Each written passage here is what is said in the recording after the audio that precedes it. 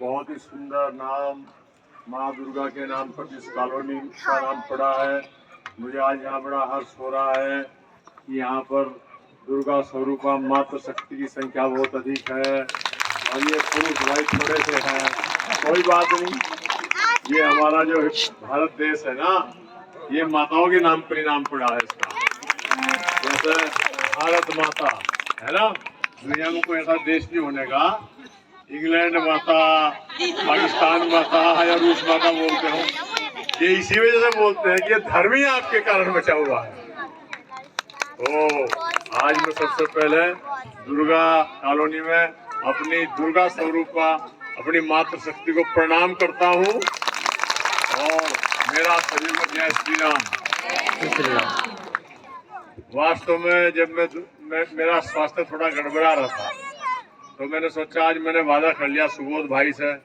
ये सुबोध मेरा इतना पुराना मित्र है, इस दुर्गा कॉलोनी में सुबोध ही मुझे लेकर आया कभी पहले एक बार, जब मैं 12-13 साल पहले मंत्री था, तो इसने अपने यहाँ कुछ कार्यक्रम करा ना, मेरे यहाँ ना, और फिर तो ऐसा हो गया मैं दुर्गा का कॉलोनी का और दुर्गा कॉलोनी मेरी पे, तो ऐसा हो गया। फिर आज हमारे बीच में हमारे सम्मानित अध्यक्ष आदरणीय गिरी जी और हमारी पूरी टीम रामलीला की और हमारी बहुत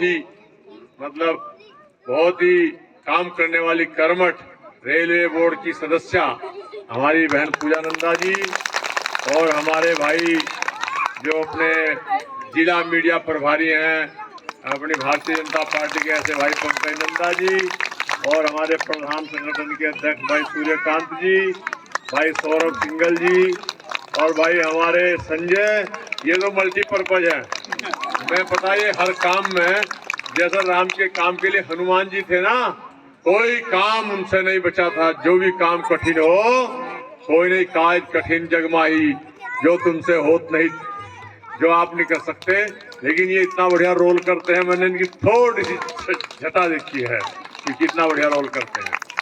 तो भगवान राम का जो चिंतन है और ये मनन है, अगर हम इसे अपने अंतर मन में धारण कर लें तो ये समझ लो हम भवसागर, हम इस लोक से भी और सबसे पार हो जाते हैं। ये ऐसा है, आप देखो हमारे यहाँ सब कुछ तीन हैं, ब्रह्मा विष्णु महेश, तीन देव, तीन रोग, तीन शोक, तीन लोक। तो इसलिए ब्रह्मा विष्णु महेश है ना, ऐसे रोग भी तीन है जो है ना, और ऐसे ही देव भी तीन है और ये लोक भी तीन है, आकाश पाताल पृथ्वी सब कुछ तीन है। तो भगवान राम ऐसे थे कि ब्रह्मा जी का भी आशीर्वाद उन्हें था और शिव जी का भी, क्योंकि जब भी देश के अंदर इस दुनिया पे कोई कष्ट हुए हैं, कोई आतताई आए हैं, चाहे वो कंस के रूप में आया हो, चाहे रावण के रूप में आया हो, चाहे वो किसी भी रूप में आया हो, ऐसे विष्णु भगवान को यहाँ जन्म लिया और उसको इस धरा धरती का कल्याण करने के बाद और वो फिर चले गए।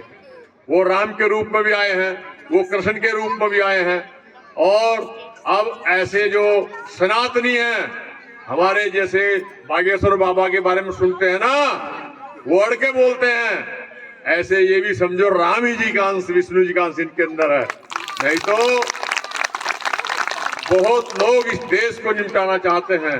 हम कहते हैं ना, यूनान मिस्र रोमा सब मिट गए जहां से, कुछ बात है कि हस्ती मिटती नहीं हमारी। आज हमारी सेना दुनिया की सबसे नंबर 1 सर्वश्रेष्ठ सेना है और उसमें भी जोरदार तालियां। हमारी गढ़वाल रेजिमेंट और कुमाऊं रेजिमेंट का कोई सानी नहीं है, जोरदार तालियां में वास करती है। और जो दुश्मन बड़े बड़े जो हमारे ऊपर हैं, जिन्होंने जो है ऐसे उस जो किसी के ऊपर आक्रमण नहीं करते थे, तिब्बत को कब्जा है, ऐसे चीन के छक्के छुड़ाने वाली वो हमारी सेना, वो सब आप लोगों के पुत्र हैं, बेटे हैं, भाई हैं। मैं ऐसी मातृशक्ति को प्रणाम करता हूं और ऐसे हमारे नौजवान देश के, जो दुनिया की कोई ताकत हमारे ऊपर आंख उठाकर नहीं देख सकती, उसका इलाज करने के लिए आपके बच्चे हम यहाँ कितने आराम से हैं। और वो माइनस पॉइंट में लेह लद्दाख हमारी सीमाओं की रक्षा करते हैं, वो भी आप ही के बच्चे हैं। तो हमारे देश के एक महान पुरुष ने कहा था कि जय जवान जय किसान। ऐसा नाम बताओ बेटे, किसने कही थी आवाज? किसने कही थी? हाँ, किसने कही थी? लाल बहादुर शास्त्री ने कही थी। ठीक है ना? जब देश के भूख भुखमरी थी, हमको अनाज दुनिया से मंगाना पड़ता था, तो उन्होंने कहा जय जय जवान जय किसान। तो किसान ने इतना अनाज पैदा कर दिया, इतना पैदा कर दिया कि हमारी कांग्रेस गवर्नमेंट को संभाला भी नहीं गया और वो उनमें सड़ता था। लेकिन हमारे मोदी जी ने उसी अनाज को गरीबों में बांट दिया। ये राम राज्य साबित कर दिया कि ये देश राम का है, परिवेश राम का है, ये श्याम का है और यहाँ कोई भूखा नहीं मरेगा। इतना बड़ा कोविड आया है, दुनिया की बड़ी बड़ी सुपर पावर थर्रा गई, लेकिन हिंदुस्तान का बाल बाका नहीं हुआ और सब गरीब सब जो ऐसे थे सबको अनाज दिया गया और लगातार दिया जा रहा है। उस अनाज का उपयोग हो रहा है, पहले वो सड़ता था। और जब हमारे देश के ऊपर हार का कलंक लगा हुआ था, तो जो जय जवान का नारा दिया, जो चीन ने हमारी जमीन हड़प ली थी सन 65 की लड़ाई में, सब दुश्मनों के छक्के छुड़ा दिए और हमारी सेना दुनिया की सर्वश्रेष्ठ सेना साबित हुई है। अब आज हमारे देश के ऊपर कोई निगाह नहीं उठा सकता। ये वीर सपूत ऐसी हमारी वीरांगना माताओं से आपसे पैदा हुए हैं और ये वो देश है जिसका एक ऐसी वीरांगना नारी शकुंतला का बेटा भरत, जो शेरों के साथ खेलता था, शेरों के दांत गिनता था, उस भरत के नाम पर भारतवर्ष हमारे देश का नाम पड़ा है। वो भी हमारी उत्तराखंड की धरती का लाल था भरत, जिसके नाम पर पूरे देश का नाम पड़ा है। वो भी कोट द्वार में कण्वा आश्रम में जो है, वहां हमारी शकुंतला माता ने उस भरत को जन्म दिया था। वो भी हमारे उत्तराखंड का ही, हमें गर्व है इस बात पर। और हमारी जो पवित्र नदियां हैं जिन्हें माँ बोलते हैं, यमुना माँ, गंगा माँ, उनका उद्गम स्थल भी हमारे उत्तराखंड से ही है। हमारे जो धाम है बद्रीनाथ, केदारनाथ, उनका स्थल भी हमारे उत्तराखंड में ही है। इसीलिए तो हम उत्तराखंड को देवभूमि बोलते हैं। ये देवभूमि भी है, ये वीर भूमि भी है।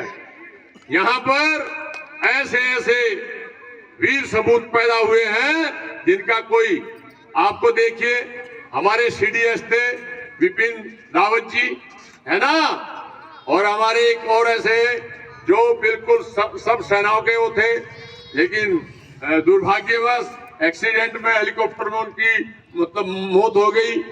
और हमारे जो अजीत डोभाल हैं, हमारे रावत जी भी उत्तराखंड के थे और हमारा जो राष्ट्रीय सुरक्षा सलाहकार है प्राइम मिनिस्टर का अजीत डोभाल, वो भी उत्तराखंड के हैं, पौड़ी के हैं। जोरदार तालियां। तो बंधुओं, ये वो वीर प्रसूता भूमि है जिसने देश के लिए अनेक लाल पैदा किए हैं।